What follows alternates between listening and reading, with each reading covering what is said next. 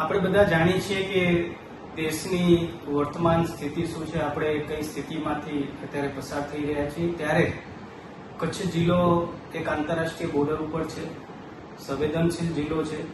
ત્યારે આપ સૌને મારી નમ્ર એક વિનંતી અને અપીલ છે, બ્લેકઆઉટની અંદર આપણે સરકારનો અને તંત્રનો પૂરો આપણે સહકાર આપીએ અને જે પ્રમાણે આ સ્થિતિનું નિર્માણ થયું છે ત્યારે સ્વૈચ્છિક બ્લેકઆઉટમાં જોડાઈએ.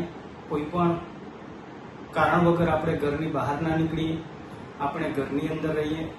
કોઈ ડરવાની જરૂર નથી. આ દેશનું સક્ષમ નેતૃત્વ છે.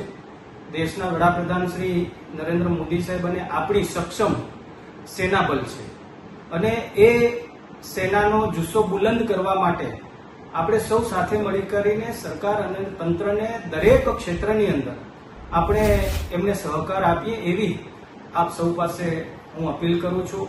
આજે કોઈ પણ આપણે અજાણ વ્યક્તિ હોય, અજાણ ચીજ વસ્તુ હોય, જ્યારે એની જાણ થાય સરહદ ઉપરના ગામડાઓના લોકોને પણ વિનંતી છે આપણે તંત્ર અને પોલીસનો સંપર્ક કરીએ.